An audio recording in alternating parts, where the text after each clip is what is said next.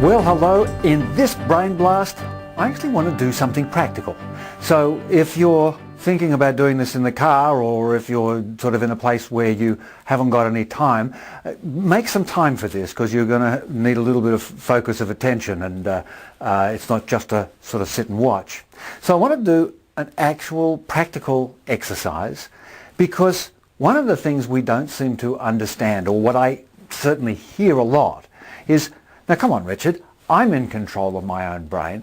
You know, you talk about all these things of, you know, the I am me's, and, you know, the external influences and the winner-loser world, and no, it's not. I just have to believe, I just have to be fantastic and remind myself how fantastic I am, and then I'll be fantastic. And there's some truth in that, but there's also a lot of things which are really not true. Your mind and brain are enormously influenceable, both from the inside out and from the outside in. So I want to do a little exercise to see if I can example this. Now, if you've got a moment here, we need about 2 or 3 minutes, and I want you to be able to close your eyes and just listen to my voice for a short period of time, because, I mean, closing the eyes just blocks out all the other stimulation, because I'm going to give you a stimulation. I'm going to give you a sound cue, and I want you to notice how you react to it. So let's just start by giving ourselves a neutral state. So just a bit of an inward breath, and notice that breath. Yes, and you might do it through your nostrils or through your mouth as you like. Another one. Okay. And now, as you feel yourself, just notice yourself in the chair. Just notice you're aware if you're standing. Just notice the feet on the ground or your seat in the chair. There we go. A little bit of focused attention. And I want you to focus on this stimulus.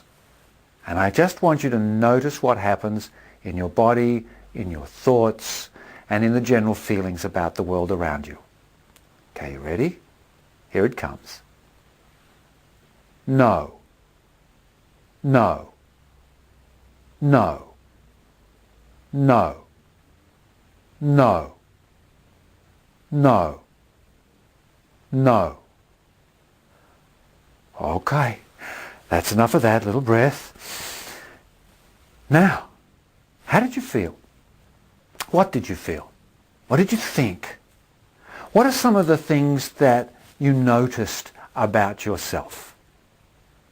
As you run through some of these, and sure, please write them in the comment board down below, so afterwards, so people can share some of their experiences. And I know over the years I've done this, there's lots of things. People feel a pressure on themselves, maybe in the chest area. Sometimes they feel a pressure on their heads. Very often they feel their shoulders or a tensing going on.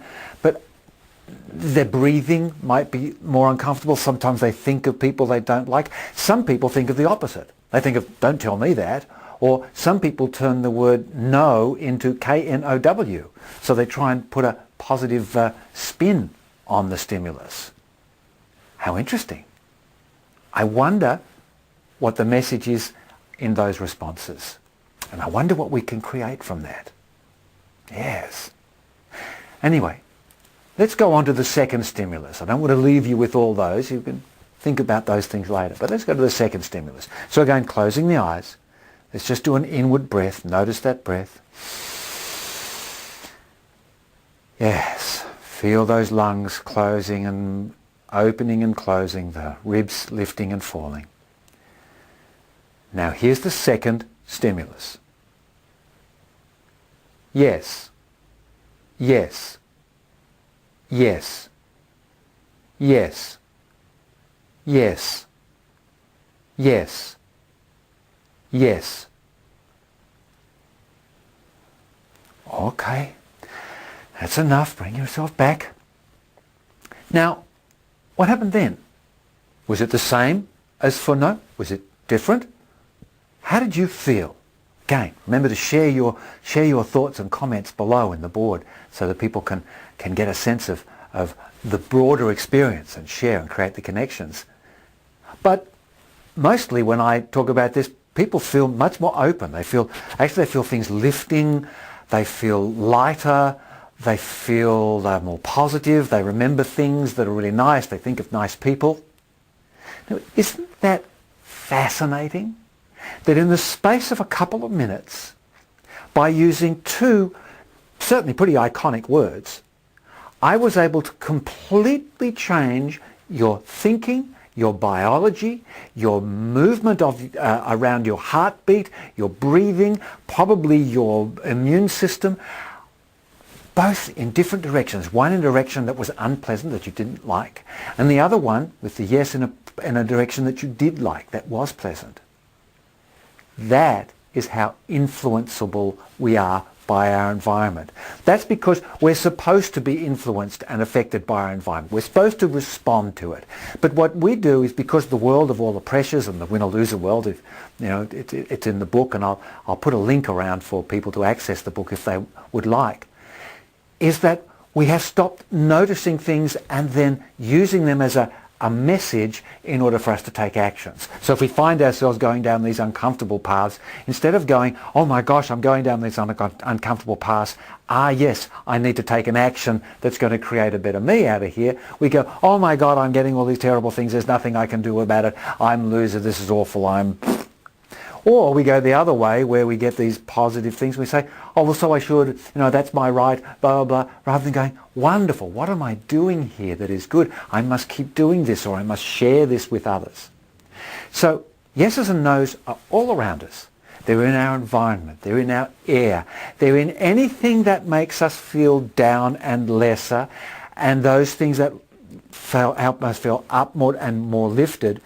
And they're in our decorations. They're in the shape of in our offices. They're in our schools. They're in our homes.